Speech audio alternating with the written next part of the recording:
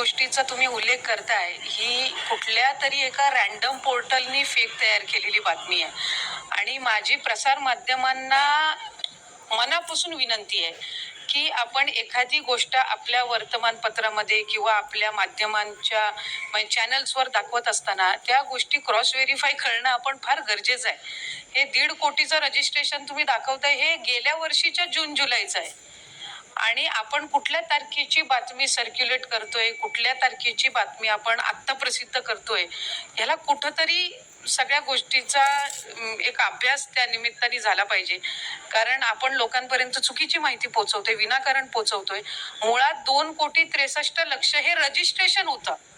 2,63,00,000 कधी लाभार्थी नव्हते. 2,63,00,000 हे रजिस्ट्रेशन आणि आम्ही हे किमान 50-100 वेळा तरी आतापर्यंत कदाचित माध्यमांसमोर पण बोलून झालेलं आहे.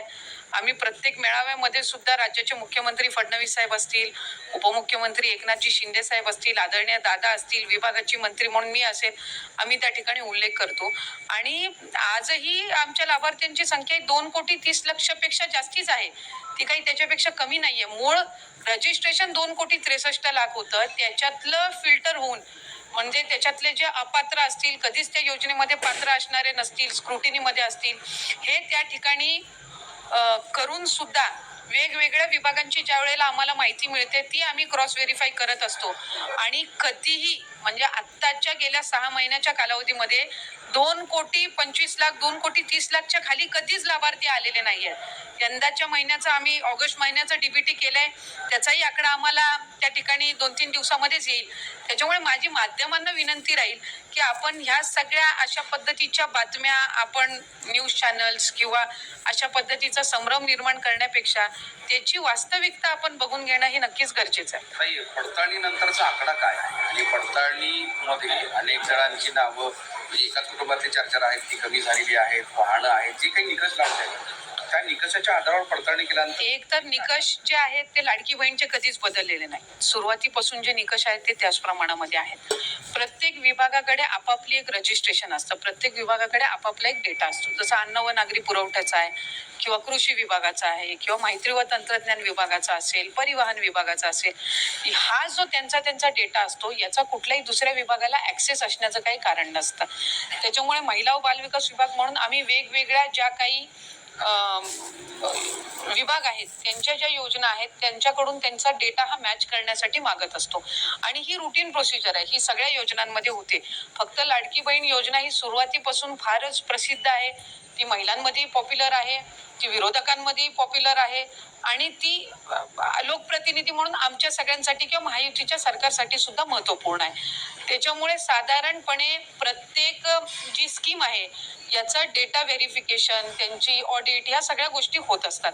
आता साधारणपणे लाडकी बहीण योजनेच्या मध्ये सुद्धा आम्ही डिसेंबर-जानेवारी महिन्यामध्ये कृषी विभागाचा आम्ही डेटा त्या ठिकाणी मागवला होता. म्हणजे आम्ही मागवला होता खरं तर ऑक्टोबरच्या आधी, पण मधल्या कालावधीमध्ये आचारसंहिता होती विधानसभेची. त्याच्यानंतर आम्हाला तो डिसेंबरच्या अखेरीस जानेवारीच्या पहिल्या आठवड्यामध्ये प्राप्त झाला. मग त्याच्यामध्ये जे नमो शेतकरीचे लाभार्थी होते ते आम्ही लाडकी बहीण मधून त्यांना 500 रुपये आणि नमो शेतकरी मधून 1000 म्हणजे एकूण त्यांना 1500चा लाभ अशा पद्धतीनं त्यावेळेला रुजू केलं. अन्न व नागरी पुरवठाकडनं तर आम्हाला जे शिधाधारक असतात किंवा जे तुमचा पिवळा आणि केशरी कार्ड धारक असतात तो डेटा त्या निमित्ताने मिळाला. परिवहन विभागाकडनं एक काही मर्यादित आम्हाला डेटा मिळाला. IT चा म्हणजे इन्कम टॅक्सचा आम्ही डेटा केंद्राकडून मागवला होता, तो आम्हाला या आठवड्याभराच्या कालावधीमध्ये ती एक आम्हाला अपेक्षित आहे की त्याचं एक इम्प्लिमेंटेशन विभागाकडून त्या ठिकाणी होईल. मधल्या कालावधीमध्ये माहिती व तंत्रज्ञान विभागाने एक 25-26 लाखाच्या डेटाची आम्हाला माहिती दिली. आता एक गोष्ट आपण समजून घेणं आहे की त्यांच्याकडे जितका डेटा आहे तो सगळा त्यांनी दिला. त्याच्यानंतर आम्ही त्याच्या क्रॉस व्हेरिफिकेशनची सुरुवात केली. आता त्या 26 लाखामधले 2,63,00,000 जे काही रजिस्ट्रेशन झालं होतं याच्यामध्ये सुरुवातीच्या कालावधीमध्येच अपात्र झालेले पण अपात्र ठरवलेले पण बरेच आहेत, कारण तो एक डेटाचा चंक आहे. तर त्याच्यातले त्या 26 लाखामधले 26 लाख काही बाद नाही झालेले आहेत. त्याचं आम्ही क्रॉस व्हेरिफिकेशन ची प्रोसिजर आम्ही केलेली आहे.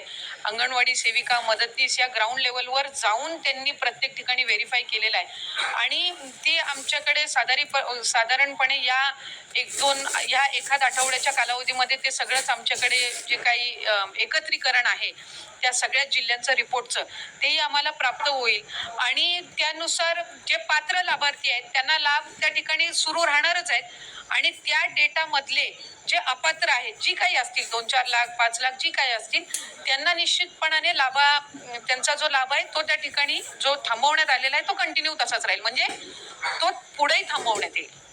मराठवाड्यामध्ये मी जेव्हा माहिती घेतली 1.25 लाख